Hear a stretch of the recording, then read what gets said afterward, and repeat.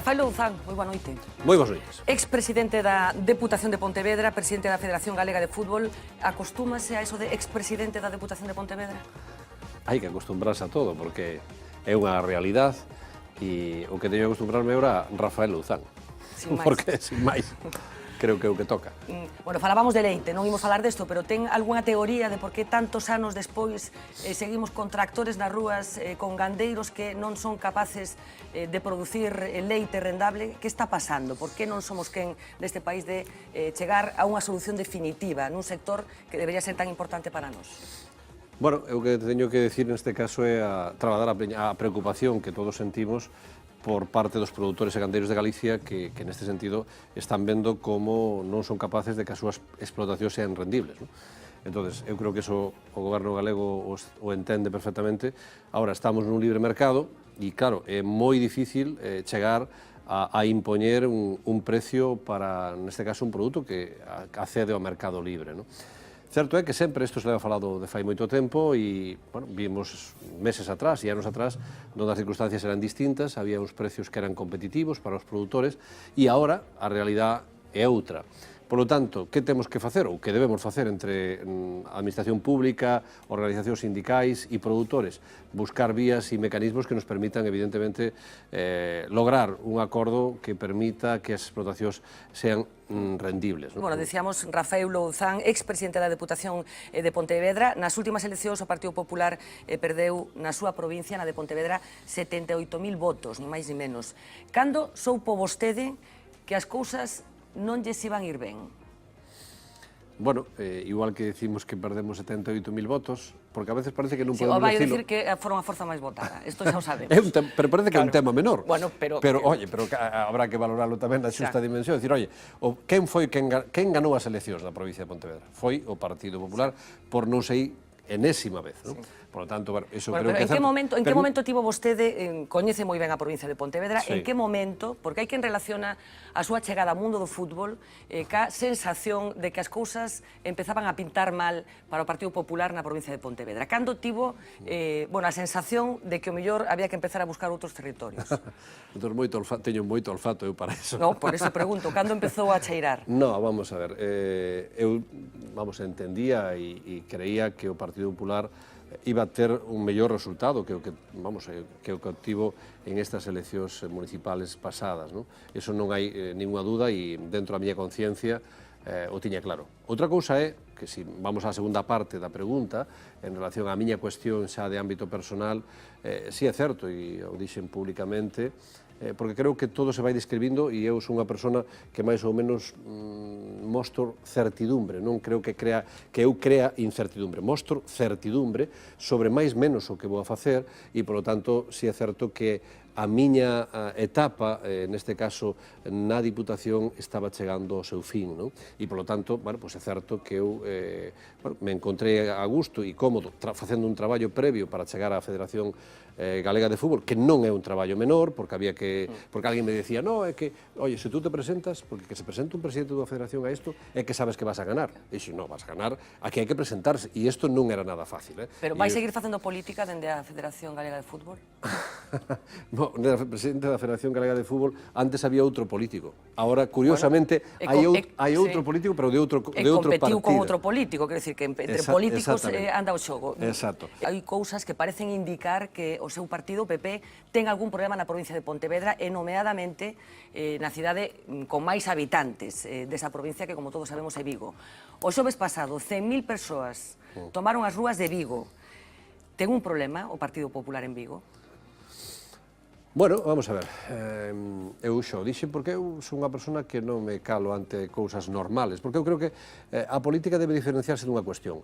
Aqueles que están no goberno teñen que recibir constantemente, porque eu non vin ao Partido Socialista nunca, dicir, oye, bueno, a verdade que isto que fixo o Partido Popular, eu creo que isto que fixo o Partido Popular está ben. Bueno, viceversa creo que tampouco, quer dicir, isto parece que forma parte das regras de xogo que vostedes... Pero no meu caso, sí. Eu, por exemplo, co Bloque Nacionalista Galego, houve cousas que fixo ben, e eu dixen que evidentemente hai cousas que fixo ben o Bloque Nacionalista Galego, por exemplo. E, polo tanto, eu creo que a política xa dunha vez por todas debe situarse nese escenario, de que aquilo que se fai ben, porque eu creo que o cidadano valora eso, aínda que sea de outra forza forza política. Oye, o goberno aquilo fixo ben. E o que sea criticable, hai que criticar. Pero entón que fixo Abel Caballero, por exemplo, para que a xente votara dunha forma tan... No, por eso, e agora quería contestar a ese tema. Vamos a ver, no que a posta en marcha, aí temos unha realidade, que é gastar 300 millóns de euros, o sea, invertir, non é gastar porque está unha inversión para os ciudadanos, 300 millóns de euros para construir a mellor infraestructura sanitaria que se está levando a cabo en este momento en toda España, que está en Galicia, está en Vigo, e despois poñela en marcha,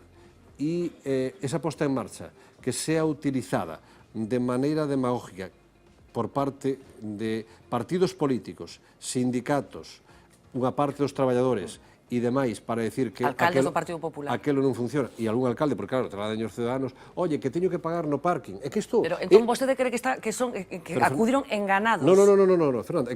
Manipulados? No, porque eu intentei empaparme desto porque non me queda máis remedio e, polo tanto, quero explicarlo un pouco máis ampliamente. Vamos a ver. Como digo, nos medios de comunicación saleu que un día había unha chapa que se caeu, outro día que había unha rata, outro día... Oye, é unha obra... Eu creo que debían ir todos ali a conocer esa obra, porque habría que decir a mayores desto, oye, os 100.000 manifestantes que había, que porcentaje foron por primeira vez ao hospital eso? Eu diría que nin o 20% foron. Bueno, menos mal, porque se chegan a ter que... No, pero que non foron nin o 20%, polo tanto, desconocen que problemas pode dar ese hospital. En calquer caso, estamos falando dun problema que supoño que coincide comigo que ten o Partido Popular en Vigo, e eu non sei se cree que a candidata do Partido Popular nesa cidade foi a axeitada, e en calquer caso, se me pode explicar como é posible que un partido como o Partido Popular, que leva gobernando Galicia tantísimos anos, que é a forza que vota maioritariamente os galegos, non acaba de ser quen de conformar un liderado forte nunha cidade tan importante como Vigo. Que lle pasa ao PP en Vigo? Bueno, pois que probablemente, visto o análisis do que pasou, xa digo, son varios factores. Non hai un factor solo que determina que o resultado do Partido Popular non foi para nada bo, ni moito menos, e, polo tanto, bueno, son varios factores. E creo que neste sentido a candidata pouco máis se lle pode pedir, porque probablemente no que é o ámbito noso tardamos en exceso en propoñer unha candidata ou candidato para Vigo. Era a súa candidata? Era a candidata que entendíamos todos que podía ser o revulsivo, porque tal e como está ahora mismo o ámbito político, entendíamos que debía ser unha persona nova, unha persona que ademais non había tido unha inserción, de alguna maneira, moi directa na vida política con anterioridade, sino que estuvo na etapa de gestión, e, polo tanto, que eso se valoraría. Era unha candidata de Vigo de sempre, e, polo tanto, entendíamos que era a candidata do Partido Popular, e, polo tanto, era a candidata de todos. Por cierto, que la sede de la Federación, hablando de la Federación, está todavía, pendiente de renovarse. Villar y García Liñares, que era el anterior presidente, presentaban las obras de lo que iba a ser esa nueva sede en A Coruña. 3 millones de euros de inversión, 3.200 metros cuadrados, 2 campos de fútbol adyacentes, pero la llegada de Louzán a la presidencia ha frenado ese proyecto. Y bueno, no solo lo ha frenado, sino que el propio Rafael Louzán, como ahí están viendo, no descarta reubicarlo, moverlo de sitio, es decir, desplazarlo desde A Coruña hasta Santiago de Compostela. Es algo que todavía, señor Louzán, está por aclarar. ¿Dónde va a estar la sede de la Federación Gallega de Fútbol? Seguro que resulta que eu me encontro, cando chego, con 5 millóns de euros adjudicados. Por certo, 2,5 adjudicados en 2 campos que queremos rematar, está construído o 70%, que é o que necesitan agora os clubs da Coruña, da cidade da Coruña. En Coruña hai falta de instalacións deportivas, non? Porque hai pouco espacio, e agora temos 2 en marcha, como digo, en San Pedro de Visma. E, polo tanto, queremos acabar eso canto antes. Son 2,5 millóns de euros de inversión adjudicados pola Federación Galega de Fútbol, pagados por Madrid, ou espero que pague Madrid, vai pagando por certificación, espero que siga pagando Madrid, me refiero á Federación Española. E, por outro lado, hai outra adjudicación, curiosamente, á mesma empresa, de 3 millóns de euros para unha sede. Curiosamente, Sí, curiosamente porque, claro, ahora vou decir o seguinte, é dicir, curiosamente porque hai unha denuncia sobre esa adjudicación. Pero está presentada? Sí, hai unha denuncia presentada por esa adjudicación, que además temos copia nos do Burofax que se nos enviou xa en aquel entonces. Por eso eu decidín tamén en certa medida poñer en cuarentena, como, bueno, eu creo que ese titular podese entender como real en cuarentena esa circunstancia.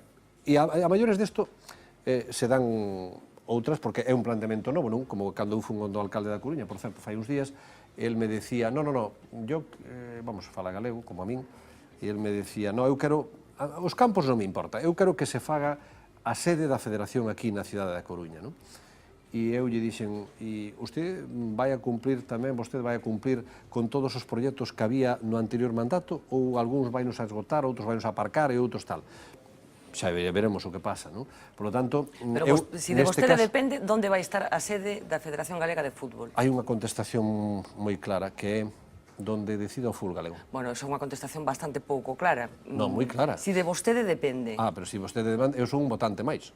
Entonces, por lo usted tanto, onde va a votar? hai que escoitar a todos. Pero claro, vamos a ver, si vos digo si vos digo calquera localidade, pues estarei posicionándome hacia unha hacia outra, pero tendrei que dar os motivos por qué. Entonces, ahora mismo está, como digo, está paralizada, está en cuarentena esta situación. Parece porque, PP con los impuestos. Pero cuarentena, ¿por qué? Porque vamos a ver, ¿cómo se van a gastar 3 millóns de euros que a economía actual non debe permitir eso, en primer lugar, e en segundo lugar... O sea, non debe permitir gastar 3 millónes de euros en unos campos de fútbol e 15 en unha reforma do Estado. Non escoitache ben, Miguel. Estamos gastando estamos gastando 2,5 en 2 campos que estamos construindo, que son moi necesarios na cidade da Coruña, e non queremos gastar 3 nunha nova sede. Por que digo isto? Hai que conocer a realidade.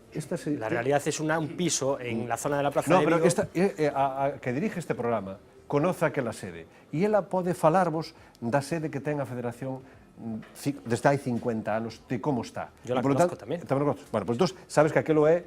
¿Es un piso? É indigente. Exactamente, é un piso dun indigente, porque ali traballan 17, 19 personas e aquelo é indigente. Temos que cambiar deso, urgentemente. Pero o que vos quería comentar, a ver se aplicamos o sentido común. E o sentido común me dice, oye, en Coruña hai un montón de espacios vacíos que poden cedernos a esta federación. Y vamos a completar esta ofensiva que últimamente vemos en el entorno del Partido Socialista. Muchos consideran que llega tarde, que todo esto tendría que haber acontecido hace mucho tiempo. Decía, vamos a rematar con el último incidente que tiene que ver con Josep Borrell. Saben que llevan días él y Joan Orac presentando ese libro de los cuentos y las cuentas de Cataluña. No recuerdo exactamente el título, creo que es algo así. Bueno, él tenía concertado una entrevista en TV3 que finalmente no se va a celebrar. Considera que ha sido censurado como consecuencia de los argumentos que esgrimen en ese libro y que Borrell resumía hace muy poquitos días en una entrevista radiofónica de esta manera. Más lo ha contado en declaraciones a la prensa internacional y en entrevistas suyas con periódicos como Le Monde, diciendo queremos que se nos trate como Alemania. En Alemania hay un límite del 4,5% déficit fiscal de los Länder. Se lo hemos preguntado a la embajada en Madrid, tengo aquí su respuesta, donde nos dice que han rebuscado en toda la legislación alemana y no han encontrado en ninguna parte ese límite del 4,5% que Mas y Junqueras y tutti quanti han estado pregonando a voz en grito por medio mundo, que los catalanes han creído. Les han contado una fábula de tamaño descomunal. Esos 16.000 millones que supuestamente España roba a Cataluña y que repiten, y que es lógico que provoque una cierta irritación en el resto del país, ¿no? España nos roba, España nos roba. ¿Cuánto nos roba? 16.000 millones. En esta campaña electoral se están repartiendo encuestas a la gente preguntándoles ¿qué haría usted con los 16.000 millones que tendremos al día siguiente de la independencia? ¿En qué se los gastarían? Cuando realmente esos 16.000 millones es una fábula. La independencia sin costes, solo beneficios que Mas y Junqueras tratan de vender y que es un cuento de hadas. Los cuentos y las cuentas de la independencia es exactamente el título, como decía, escrito a 4 manos por Josep Borrell y Joan Orac, con el que tuvimos ocasión de hablar hace unos días cuando empezábamos precisamente esta 6ª temporada de Vía V. Un libro que está siendo muy comentado no solamente en el seno del conjunto del Estado, sino también en Cataluña. En muchas entrevistas se ha reconocido que Borrell y Orac aportan datos, Miguel Anxo, bueno, interesantes, que nadie se había preocupado de comprobar y que en parte han sustentado el discurso utilizado por Artur Mas para justificar sus deseos de separarse de España. A ver, os datos pódense facer falar, como decimos nós. Con mismos datos pode sacar resultados moi distintos. Bueno, pero unha cousa é falar que o referente alemán... Nin estes libros, nin os libros do outro bando, porque todo depende do que vayan a facer despois. Non depende do que haya antes, depende do que vayas a facer despois das medidas de política económica que toques. Se tomas determinadas medidas de política económica, é perfectamente viable e todo vai bien. En este proceso hai manipulación por ambas claro. partes, bueno, e entón supoño que os datos son importantes para tratar de conseguir que a pero manipulación sexa a menor posible. Os datos, ¿no? cualquier experto desto sabe que se poden facer cantar. Quer dizer, según, por exemplo, colles o índice, colles a base, colles cosas, pues, te vai a dar unha cosa, te vai a dar outra. E según como miras as balanzas fiscais... Pero tú crees que máis... Manipula, claro, e outro tamén, probablemente. Porque eso non se pode saber. Se sabe a posteriori e depende do que fagas despois de independencia, non antes. Porque ti estás facendo un modelo estático dicindo hasta aquí pasou isto, pero o día siguiente non sabes o que vai pasar. Seguramente incurrirás en novos gastos e seguramente tendrás menos gastos. Seguramente, por exemplo, non tendrán un exército, non tendrán que asumir unha serie de costes, ou tendrán que, a súa dimensión levará a que non teñan un servicio exterior tan grande, xa, tendrán un montón de cousas despois. Bueno, Depende do que fagan despois. audaz observador da Sube el 3% actividade al 5, política, que crees que vai a acontecer o día 27? O 27 me temo que vai, por lo que están dicindo as enquisas, que ahora cada vez son menos fiables a este respecto, porque se vota cada vez máis o último día, o que me temo que haya outro impas, que leven ali entre 60 e tantos, máis sumando máis a CUP, que lle dé para gobernar, pero non lle dé para ter unha maioría de votos, e iso que ao final vamos outra vez na mesma, non se resolve nin por un lado nin por outro. E iso, para mí, é o peor que pode pasar, porque as dúas partes estarán legitimadas e seguiremos outra vez na mesma línea, cando o ideal para mí sería que se solucionara dun lado ou dun lado e do outro. E ti, cal crees que sería a mellor solución?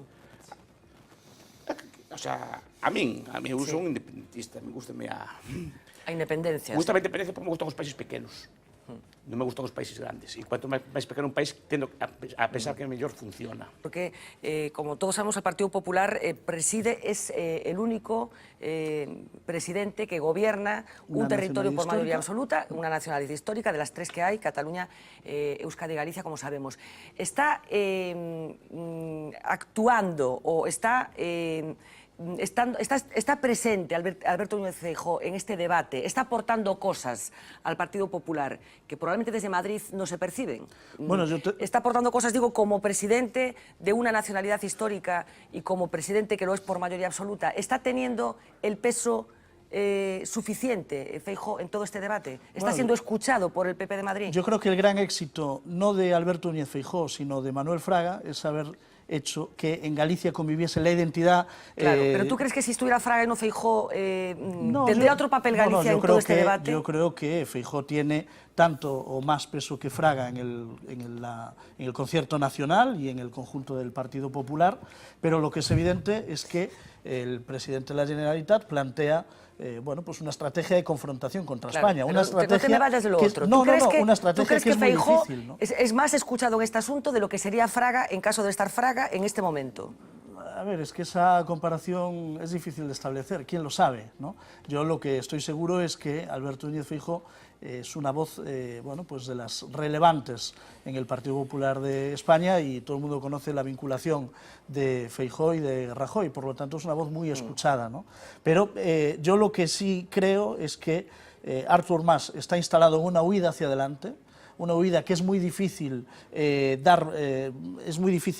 paralizar, que lo que pueda pasar el 27 de septiembre lo único que va a generar es una gran frustración, primero a los catalanes y después una situación de incertidumbre política importante para el conjunto de España y que se corren graves riesgos cuando se le dice a los catalanes que no se sientan españoles porque España es un elemento de confrontación contra Cataluña. Yo creo que eso es un error, pero también es verdad que el gobierno de España tiene que jugar un papel muy difícil, que es defender la legislación, la legalidad vigente, y que por lo tanto lo que pretende hacer el señor Artur Mas no es legal y el gobierno tiene que ser capaz de defender esa legislación vigente y al mismo tiempo hacer eso que a mí me parece una horterada, pero que dicen mucha gente, que es eso de seducir. Aportar a este debate, que es complicado, que no se soluciona en un pispás, si está aportando cosas... Yo coincido con tu análisis de que Galicia no pinta nada en este debate, primero porque al PP tampoco le ha interesado nunca participar en este debate. Pero tú crees que si Fraga, ya sé que es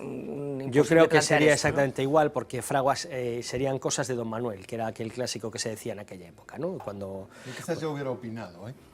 Sí, pero de una forma original, de una forma diferente al mainstream. Ha opinado mucho Alberto Núñez Feijóo. Sí, probablemente hubiera ya incendiado algo. De aportar algo diferente al debate desde Galicia.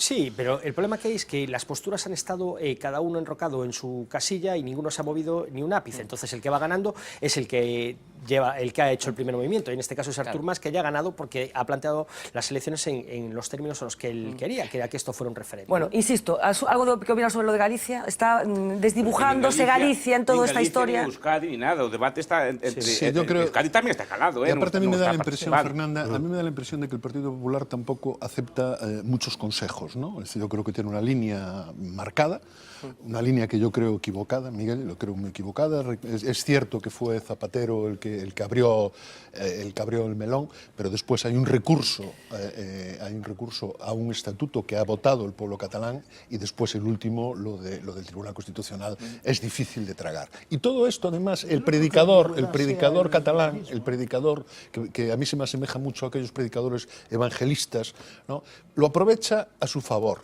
Y siempre hay gente que está deseando que le digan esas cosas. Es decir, manejan lo de los 16.000 millones, se lo creen porque les interesa creerlo, les interesa creer todo lo demás, y les interesa creer que estamos contra ellos. Y claro, es que no se hace nada. Hemos decidido salir a la calle para preguntar cómo de infiel es la gente aquí en Coruña. Decía el propio portal Ashley Madison que, según sus datos, los españoles son los más infieles de toda Europa, pero no solo en el amor hay infidelidades. Somos fieles a una compañía, a un banco, a un partido político. Vamos a ver qué nos cuentan hoy los ciudadanos. ¿Cómo lo veis? ¿Que somos fieles a las cosas? ¿Nos da un poco igual? A ver, ¿qué piensas? No sé, la verdad. Infieles, más bien, ¿no? En España la gente muy infiel, muy infiel. No somos infieles, lo que pasa es que no lo decimos. Sí, llevamos ya, ¿cuántos años? 30. 35. Yo particularmente, como tengo demasiada cultura, soy totalmente escéptico. Si hay algo en lo que hayáis sido fieles incondicionalmente toda la vida. ¿Una marca, algo? Bueno, marca no sé, pero pareja, segurísimo. Yo llevo 50 años en París. Y tengo el mismo barbero, el mismo carnicero y el mismo banco. Así que soy bastante fiel. Y la misma mujer. Yo nada. Nada. Al vino. Eso sí, somos fieles al vino. ¿A todos? No. Nada. A mi marido y ya está. El que sea fiel o pertenece a una secta o es tonto. Del 0 al 10, ¿qué importancia le daríais, por ejemplo, a una infidelidad en el mundo del amor, en las relaciones de pareja? Pues por aquí. Yo, pues como ya lo he puesto ahí, yo también lo voy a poner ahí.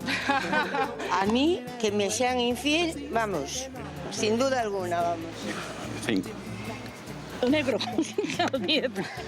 ¿Qué importancia le da a no cambiar de banco, a ser fiel a su entidad bancaria? Nada. Un 1 o un 2. ¿Y a un banco? Todavía es peor. A infidelidad o banco, en xeral o meu. O teu. Ai, o meu tamén. Que conste que sempre fun do mismo banco, que era lo jodido. Pero eu, bueno, vámoslo deixar A aí. un partido político, que antes era mucho eso de, pues soy de votante de tal toda la vida. Voté a todos, ¿eh? Sí. Sí. También 0. Cero. Fidelidad. ¿Qué importancia le da al partido político? Yo 0, sin duda. Sí, ninguna duda. 0 total y absoluto. Lo mismo, 0. O partido político xa che dixen que cambiei 3 ou 4 veces. Pero non si hai... ao revés, ponemos yo no 0. Ah, vale, claro, xusto. Eso sí. El 10. Sí. Es de los pocos que quedan ya de eso, ¿eh? Bueno, pues somos raros. Yo soy bastante fiel. Sí. En cuanto todo va bien. Si no va bien, cambio enseguida.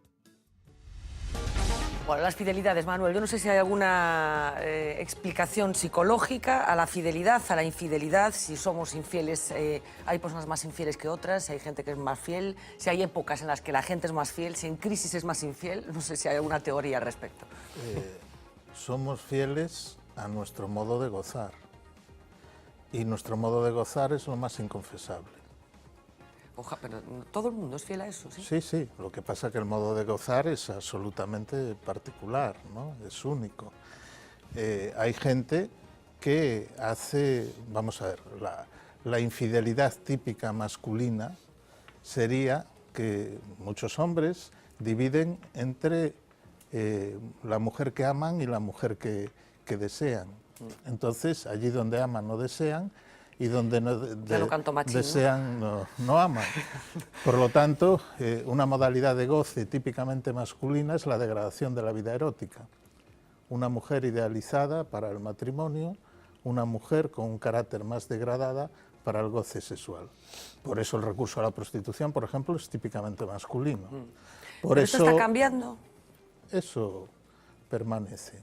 No, es pero más, quiero decir, ¿la mujer se ha incorporado a esa forma de entender la infidelidad o la fidelidad? Sí, pero con efectos a veces bastante problemáticos. Quiero decir, hay en las generaciones actuales, a veces la igualdad se entiende bajo todos, bajo la modalidad masculina. Algo del tipo, si ellos lo hacen, ¿por qué nosotras no?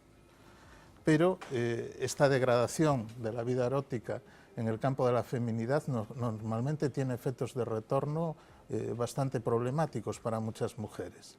Es decir, es un intento de equipararse a algo que en realidad es un poco forzado. Es entender la igualdad de mala manera. Yo conozco de todo, Off the record. Señores de la Proceedings of the National Academy of Science de los Estados Unidos de América, la han liado ustedes parda, pero no saben hasta qué punto. Que tenemos a los devotos del legado de Sabino Arana, Javier Clemente y Xavier Arzallus llorando por las esquinas. ¿A quién? ¿A quién se le ocurre publicar un estudio que revela que los antepasados, más antepasados del orgulloso pueblo vasco, eran de Burgos?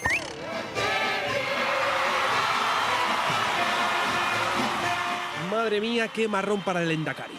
Sacrificarnos y tirar para adelante. ¿Qué será lo próximo? ¿O acaso se imaginan qué pasaría si los miembros de la denominada tercera vía salen ahora a escena en Cataluña y sueltan algo como que no, que la sardana es en realidad una forma de bailar sevillanas? Pues claro, si es que hay que andarse con ojo con lo que uno dice, tener sentidiño. Como Manuela Carmena, que ultima una propuesta revolucionaria tras un proceso de consultas con todo su equipo. Algunos son ingenieros de alta cualificación. Deben serlo, como mínimo. ¿Por qué? Por favor, redoble. ¡Qué pedazo de idea, atención, para fomentar el turismo en Madrid! A mí me encantaría, por ejemplo, que en los bares de Madrid, pues las servilletas que se utilizan, que fueran del Ayuntamiento de Madrid, con dibujos de turismo, con esquemas que la gente dijera, caramba, qué bonito, hasta aquí llega Madrid. El mundo está cambiando demasiado rápido, señores y señoras. Servilletas en los bares con monumentos madrileños impresos. ¿Quién se ha puesto a pensar en eso? Eso es, ¿quién se ha puesto a pensar? ¿Quién? Nadie. Porque hacía falta una propuesta así, para cuando, por ejemplo, estés en la estación de Atocha y veas en una servilleta impresa la estación de Atocha, digas, caramba, tengo que visitar la estación de Atocha. Se esperan riadas de turistas. Pero mejor darle una vueltecilla a la idea y en vez de los monumentos, que está muy visto, pues yo qué sé, en la cafetería del Senado poner una servilleta con el mensaje Bárcenas estuvo aquí. O aprovechar en la Plaza Mayor y usar el que es ya lema de la zona. Eso sí que lo iba a petar. Off the record. Emilio Pérez Touriño, moi boa noite. Boa noite, encantado. Un placer recibilo de novo nesta súa casa. Quería empezar precisamente polo principio, co comentábamos ao principio deste programa, ese novo conflicto do sector lácteo que sistemáticamente cada pouco tempo aparece no noso país. Cal é a solución, señor Touriño? Hai solución? Bueno, primeiro constatar algo que creo que comparte a maioría da sociedade, non? Que é unha situación insostible dende o punto de vista económico, que é unha situación injusta dende o punto de vista social. Non se pode manter unha actividade económica como a dunha pequena explotación sobre a base de producir sin unha retribución aceitada que non cubre os custes de produción. Eso ao longo do tempo leva ao peche da explotación indefectiblemente. Dada a función e o papel que ademais ten a agricultura familiar, a economía campesiña na nosa sociedade, no noso país, en particular en Galicia, penso que é unha cuestión desas que podemos chamar de Estado, que necesita realmente dun conxunto de iniciativas e de unha política potente de fondo. É unha situación que ten, eu creo que dúas circunstancias.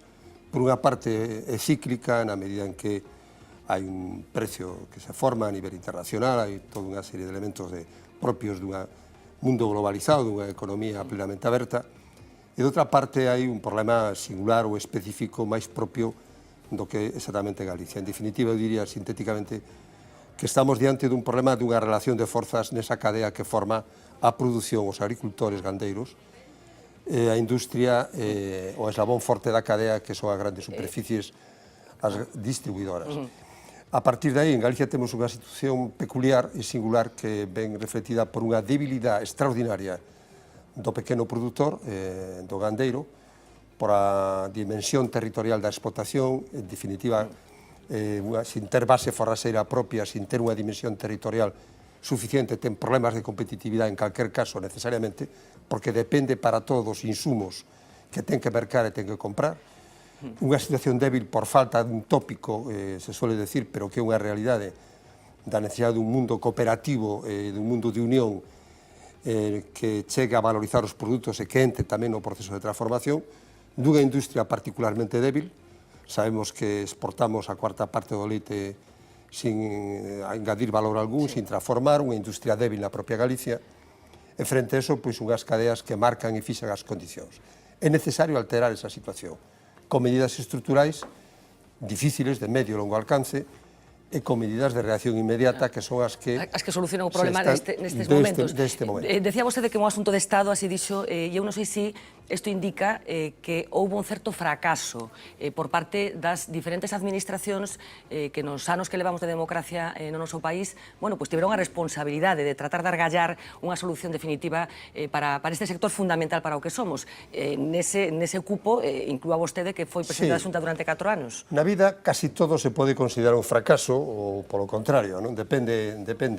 Está de moda, ademais, novamente falar só do fracaso do réxime do 78, do fracaso da Constitución, do fracaso do sistema de partidos, do fracaso dos sindicatos, ahora do fracaso de toda esa administración diante do problema. Eu creo que hai que ter unha mirada un pouco máis amplia, non falaría neses termos, sinceramente. Eu, por razóns incluso profesionais, dediquei a miña tesis de doutoramento a integración da agricultura familiar na economía máis amplia, e recordo perfectamente ter publicado un libro nos anos 80, 81, 82 sobre isto precisamente, e xa daquela había quenes predicaban e pensaban aquilo que falaban do esborallamento, a aniquilación, a liquidación por completo da economía familiar campesina.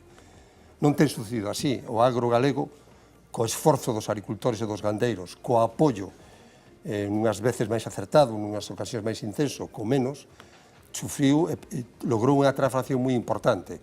E a produción láctea galega, en particular hoxe, é unha produción das máis importantes de España e cun sector gandeiro moi significativamente consolidado e relevante. Eso non quere decir que non teñemos problemas estruturais históricos de difícil solución, da base territorial. Falaba da resistencia ao cooperativismo, por exemplo. Hai unha resistencia cultural, casi existencial, do agricultor galego para cooperativizarse, para unirse?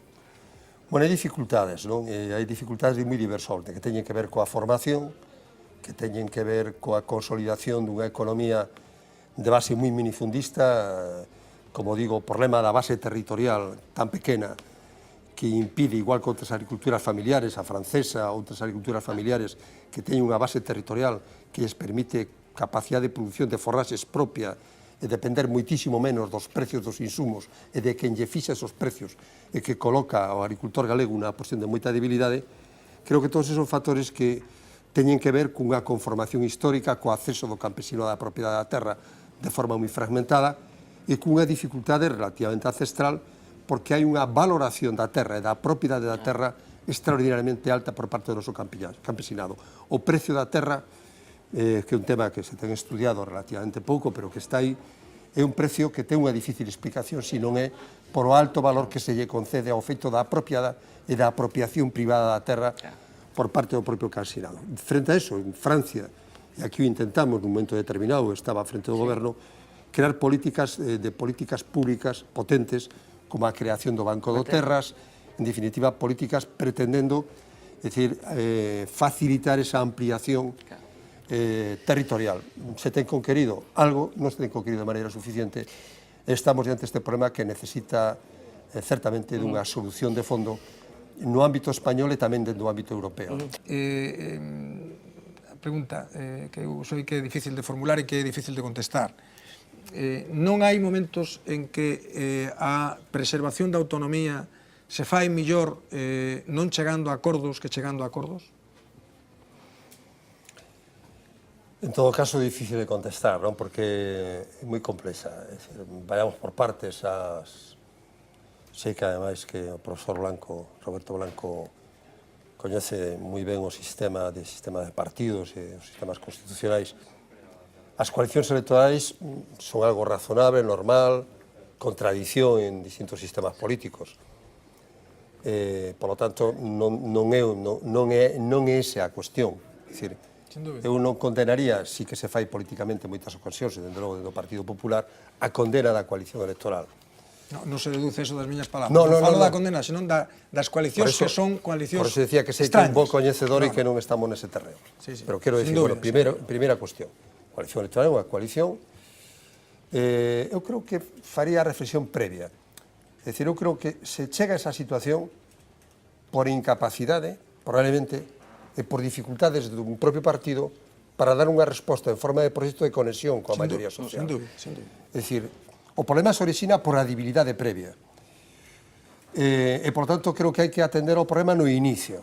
E a mí o que me pode preocupar da socialdemocracia e do meu partido e da situación actual é que sexamos capaces realmente de ofrecer ese proxecto de renovación, de cambio, de transformación, tanto no ámbito europeo como no galego como no español. Eso nos situará en unha posición mellor para preservar a autonomía, que coincido co teu análisis, é fundamental. En esas circunstancias estaremos en mellores condicións, se non é así iremos nunha posición débil e difícil de explicar. Manuel Lago. Sí, eu vou estar en desacordo con Roberto, porque eu teño para min que o principal mérito do presidente Touriño foi precisamente ser quen de construir un goberno en Galicia xuntando as dúas forzas nas que se expresa as posicións progresistas deste país, non? Eu non me estaba referindo a esa coalición, como é perfectamente evidente. O Partido Socialista e o nacionalismo democrático, non? Eu creo que o Partido Social, a esquerda social e política de Galicia pudo chegar ao goberno gracias a que o Partido Socialista entendeu que o camiño para chegar ao goberno era buscar esa alianza. E foi quen de convenceron a forza que era máis, en fin, reacia a entrar nese goberno, a participar e construir o que para mí foi o mellor goberno deste país en moitísimo tempo. Eu creo que ese é o principal mérito de Touriño como dirigente político, ser capaz de construir eso. E a mí o que me bota para atrás é que os dous partidos políticos que protagonizaron ese goberno, que é certo que tuvo algúns loces, pero que foi un goberno eficiente. Bueno, por ser convenido. Bueno, sí, pero bueno, que foi un goberno eficiente, é que os dous partidos, cando se remata a etapa de goberno, pues fan un balance terriblemente negativo desa experiencia e deixan que bipartito se converta nun insulto, nunha descripción. E eu creo que aí se dilapidou unha parte considerable da aportación política que o dirixente do Partido Socialista e o presidente Touriño lle deu ao país. Señor Toño, escoito enseguida, pero quere completar, Roberto. Quero completar a pregunta, porque eu creo que en realidade, isto, Manolo, o mérito fundamental de Emilio Pérez Touriño é que foi capaz de conseguir un resultado electoral que fixo posible esa coalición. Efectivamente. Es decir, o resultado electoral, esa coalición é posible porque o Partido Socialista obtén un resultado histórico que nunca obtivera en Galicia, e quen consigue ese resultado é Emilio Pérez Touriño. Ese é a peza fundamental. Indo ao que iba antes o noso invitado, que a condición previa que fai posible a coalición é o feito de que o Partido Socialista obtén 25 diputados, se non recordo mal, Emilio, 25 diputados, cando viña de ser terceira forza política en Galicia. Con Abel Caballero de candidato. Con Abel Caballero de candidato. Eu creo que ese é o gran mérito. Claro, decía Touriño.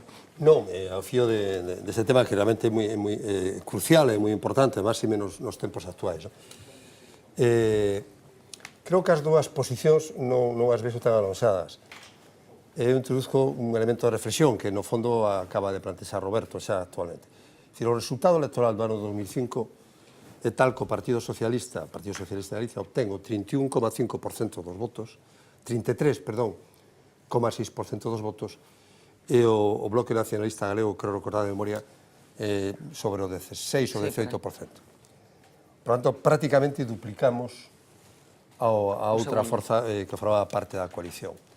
É dicir, se pode chegar a unha situación dese tipo dende unha posición nítidamente mayoritaria, dende unha posición dun proxecto de alternativa de país claro e nítido, dende un liderazgo inequívoco e contundente e dende a preservación, que esa é a mi tesis, da autonomía política dun proxecto de cambio. Esas son as circunstancias que deben velar e iluminar a posibilidade ou non posibilidade dunha coalición. Que se pode facer cos aparatos dos partidos? É unha condea imposible de solventar? Hai fórmulas que el considere que sexan adecuadas para, digamos, conseguir que os aparatos non sexan esa losa pesada que nunca se sae do medio? Non sei, limitación de mandatos, listas abertas. Houbo iniciativas en España para modificar a lei de partidos, que é manifestamente insuficiente, non? Que se fixo para outra época. En segundo lugar, o Gaiás. Non podo deixar de preguntar polo Gaiás porque casualmente hai pouco estiven ali, coñecía, digamos, por lecturas e oídas, non? O que era o Gaiás, pero vino cos meus propios ollos, non? E a verdade é que o impacto foi negativo, por dicilo suavemente, non? E que no Gaiás, como decía alguén na prensa esta semana, están empezando a sair incluso florecillas por ali, é dicir, a natureza casi, antes de inaugurar a obra, casi xa quere recuperar o que lle quitaron, non? Por que o bipartito non foi capaz de paralizar o Gaiás? Houbo iniciativas serias nese sentido, houbo debates serios? Que factores se tomaron en consideración para chegar á conclusión de non paralizar o Gaiás? E xa para rematar, o Gaiás deu lugar, o que deu lugar, 300 millóns de euros, en fin, moitas cousas que se criticaron, outras que probablemente nunca cheguen a sair á luz. A campaña coa que o PP no 2009 chegou o PP, na miña opinión, foi unha campaña sucia, intelectualmente e políticamente dunha baixura impresionante, que se centrou en coches, algún coche, as blindaxes e a cilindrada de algún coche, en algunhas sillas que non se sabe logo se estaban aí ou non chegaron a estar, nunca se soubo moi ben. Neste momento, considera que habería que ter dado resposta a esa campaña sucia ou que o silencio que se deu por resposta foi negativo? E que reflexión saca de que o Gaiás, eses 300 millóns de euros, que non teñen comparación con estes coches e sillas, bueno, eso sigue aí e ninguén teña sacado rédito político da crítica ao Gaiás? Sí. Bueno, eu creo que vamos a pedirlle á moderadora que nos facilite un tempo adicional especial. Cantos días necesita para contestar isto, señor Touriño? Bueno, vamos a ver. Seguro que é capaz de concentrar a resposta. É un dos grandes temas, non? Eu teño escrito e reflexionado bastante sobre eso. Os aparatos estamos falando. Sí, seguro que insuficiente, seguro, estou convencido que insuficientemente, porque o tema creo que é dunha gran importante. Cando fago da renovación democrática imprescindible do país, que eso incluye de maneira primordial e moi importantemente a renovación do sistema de partidos e do propio funcionamento dos partidos políticos. Creo que é imprescindible. Cuestións moi concretas, unha temporada para eso, como a limitación de mandatos. Eu lembrome de que o día que asumín a candidatura á presidencia da Xunta por parte do meu partido, no discurso de intervención plantexei a limitación de mandatos. Por certo, contra o criterio da xente que me apoyaba e que me rodeaba, non? Que creía que era un error. Eu non sei se era un error ou non, pero sou totalmente convencido que é absolutamente imprescindible. Ten pros, tres contras, pero a posición final é que creo que é necesaria limitar o mandato. As listas abertas. Creo que hai que correxir de maneira moi importante ese poder extraordinario que ten un mundo moi reducido, moi pechado, que se reproduce con tendencia endogámica a controlar o acceso á profesión da política, o acceso á actividade política, e o premio da representación, quen é diputado, quen vai para senador. É dicir, ese poder hai que limitarlo de maneira extraordinaria, porque ademais, a partir de aí, a tendencia é incidir nun control excesivo sobre a sociedade civil, sobre os sistemas de representación. Bueno, pues el punto de vista, como decía, de la cadena Día, y esa última hora que vamos a concretar es enseguida, ese plan de impedir que llegue leche no solamente a Día, sino a otros grandes supermercados. Lourenzo, especialista no asunto, que hai que facer con este tema? No asunto no pasado e preocupado no presente. A ver, que hai que facer? Pois é moi complicado, pero hai algo que sabemos, e é que o sector productor de leite en Galicia, en fin, calquera estudio se entra en internet e se mira, funciona ben, moi ben, somos unha potencia. O 40% producimos, non? Exactamente, e comparada con calquera outro país europeo, coas mesmas condicións físicas, se pasou de 250.000 explotacións, efectivamente, houve problemas, que se decidiron como problemas. Si foron problemas, cousa que eu dudo, hoxe están solucionados porque temos 10.000 explotacións. Entón, aí non hai problema. E siguen pechando. E siguen pechando, claro, o problema está aí. Unha o problema o día. O problema é que unha parte importante do noso territorio que non está cheo de árboles, e por lo tanto abandonado, unha parte manexado con árboles, outra parte abandonado con árboles, que arden constantemente, o manexa o sector leiteiro. Como nos quedemos sin eso, é dicir, o problema xa vai moito máis alado que nos podemos imaginar, non? Temos un sector industrial que é un desastre completo. O sea, é moi bon, é dicir, aquí hai grandes multinacionais que están desde 1930 como Nestlé, que pagan uns precios estupendos por transformar un leite a gandeiros que llo ven, ademais, a precios altos, non a precios baixos. Pero logo todo o resto é todo un disparate. Un disparate desde que se deixou de apoiar a quen o facía ben, e hai cooperativas que o facían ben, e hai algunhas que desapareceron que todos conocemos, ainda que conserven o nome, e aquela historia do Grupo Lácteo Galego que parecía unha especie de comunión universal para buscar unha solución e que nunca se fixo. E logo está o problema da distribución, que son as grandes superficies comerciais que utilizan eso desa forma. Que acaba de pasar? Xa o sabemos. Bueno, pues, se decretou unha especie de xoguemos ao mercado libre. Claro, pero eso te iba a decir, como é posible que, cando o precio estaba intervido, fora o principal motivo de preocupación, polo menos era o que chegaba a opinión pública, por parte dos gandeiros, a famosa cuota que lles impedía progresar... Aí hai moito engaño. Bueno, pero que... No, claro, o sea, ni contigo ni sin mí, ni vale remedio. A ver, o mundo rural ten unha cousa, digamos, ten unha capacidade de resistencia e de resiliencia enorme. Entón, o problema das cuotas foi un problema nos anos 80, e deso se seguiu utilizando como un problema. E cando desaparecen as cuotas vemos que aquel non era xa o problema, porque en 30 anos pasan moitísimas cousas. Formou parte do discurso oficial... Do discurso que quedou aí, pero que non era verdade. Igual que non sempre é verdade o que decimos, é verdade o que pasa, e hai que analizar o que pasa. E o que está pasando é eso. Que acaba de ocurrir? O explicaba moi ben un artigo na Voz de Galicia, magníficamente para min Albino Prada. A mitad do orzamento da Unión Europea vai ao mundo rural europeo. É unha decisión constitutiva da Unión Europea. E de pronto dicen, pero o leite non, vamos a liberalizarlo. Por qué? Bueno, pues porque estamos nunha xeira de liberalización de mercados que ten consecuencias. E, bueno, igual que a Unión Europea fai outras cousas mal, eso tamén. Outro día houve unha manifestación en Bruselas e en Bretaña, e hoxe me encontrei con os holandeses que me preguntaban que pasaba e me decían, nós tamén, é o mismo que nos pasa a nós. O sea, non é un problema que ocorre que aquí, digamos, ten unha manifestación especial, por todo isto que estou dicindo. Cal é a solución? Pois a solución é complicada, hai varias vías de solución. Unha, desde logo, é que os propios gandeiros asuman a súa capacidade de integrar verticalmente o mercado e o seu poder, que asuman o seu poder, non de manifestarse, sino tamén de construir, porque tamén teñen ingresos, tamén teñen capacidade, hai algúns moi grandes que se poden asociar.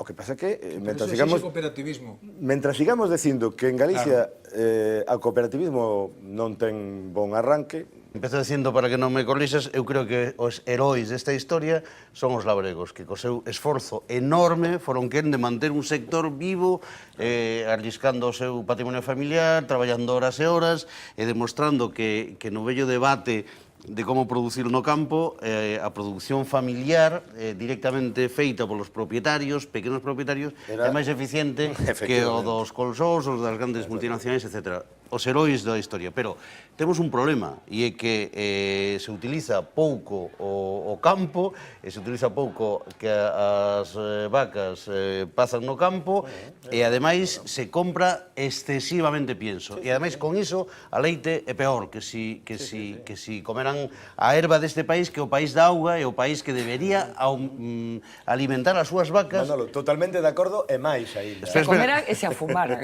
E se afumaran tamén. Que deberían as vacas alimentarse de erva, que o produto sería máis barato, e sería, ademais, de moita máis calidade. O segundo ten que ver, Tito insinuaba, pero quero decir, máis en concreto. A mellor solución tampouco é que todas as vacas salgan dos cortellos, pero digamos, teñen que convivir. Sí, pero o cambio, hai un cambio de modelo. Que as vacas leiteiras nos cortellos non está mal. Pero, Fernanda, vamos a ver, non somos... comparativa de producción ecolóxica de futuro. Bueno, que poden convivir, o sea, que claro, que dá para moito a cousa. Non vou xestionar as 10.000 explotacións leiteiras que hai en Galicia. Digo que o modelo frente á estabulación e o pienso ten que ser o modelo da erva en aberto e facendo producións de calidad con leite ecolóxica que teña un prezo diferente. O sector gandeiro que non é o do leite, que é o da carne, non? Toda esa demanda dos mellores restaurantes do mundo mercando aquí. En Suiza, ou como ocurre en Holanda. Segundo, si eu son unha empresa que vende un produto, un litro de leite, a 63 céntimos, teño marcado o precio no que te podo pagar a ti. Pero un litro de leite transformado en queixo, un litro de leite transformado en yogur, un litro de leite transformado... O precio se multiplica por 5, por 10, por 15. E ese é o enorme problema que ten a vinculación entre o sector productor e o sector industrializador. Non somos especialistas en fabricar o produto o vasto, o bruto, en leite fresco, que eso acada un determinado nivel de precio que é o tope a partir do cual se poden retribuir o resto de componentes do proceso de producción. Estes días que levamos moito falado deste asunto, esta mesma semana dende Feiraco, o responsable de Feiraco, decía que, bueno, hai certa tendencia a pensar que o problema se resolve facendo derivados e que non é só eso. Feiraco, en todo caso, é o mellor exemplo do país por onde se debería de avanzar. Roberto. Sí, bueno, yo la verdad es que este es el típico tema del que yo no sé, entonces como sé poco, o sea, oigo a Lourenzo, que sabe de ese tema, porque lo ha estudiado, a Emilio Pérez Touriño, que sabe de ese tema porque lo ha estudiado, Manolo, que por su dedicación profesional está en ese tema.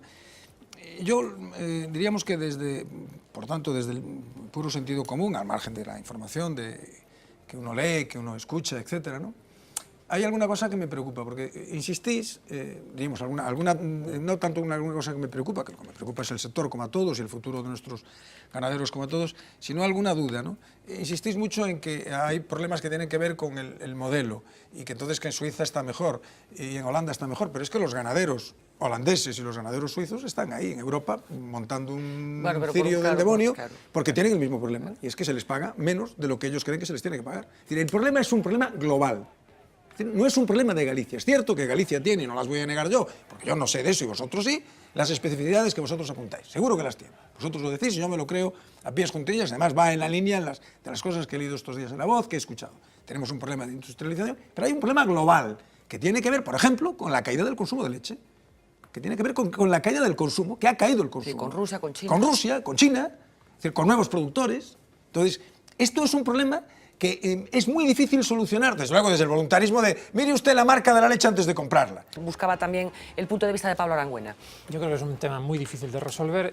La leche es una materia prima, ya es una commodity, ¿no? Y entonces este tipo de productos son productos maduros, muy fáciles de traer aquí leche de cualquier otra parte del mundo. Se acaba de liberalizar todo este tema y está habiendo, digamos, un ajuste virulento, ¿no? Añadido con el tema de Rusia, China y tal. Esto va a suceder en otros momentos del futuro, ¿no?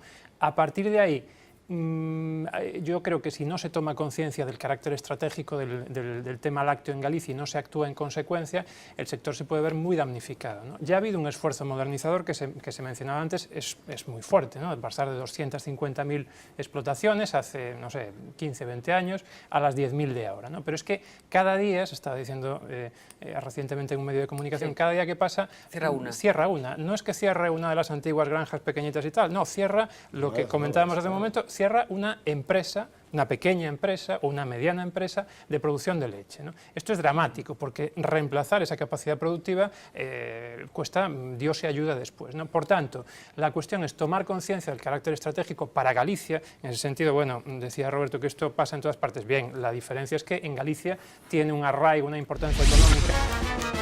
Off the record. Ha pasado bastante tiempo, pero suponemos que recuerdan cómo funciona esto. No lo de debatir, que eso está claro, ya saben, un invitado... Y a mí un periodista me pregunta... No, nos referimos a los jueves y todo lo que pasa en nuestra mesa. Porque yo creo que esto merece una revisión lenta. Que si no podríamos perdernos, por ejemplo, las grandes perlas de Gurriarán. Y no nos referimos a esa calculada forma de enfatizar... No se puede tener peor resultado. Que casi pide por sí solo un colchón sonoro que le dé aún más dramatismo. No se puede tener peor resultado. No, nos referimos a su gestualidad que nos acabará por obligar a añadir un rival a su altura en el otro lado de la mesa.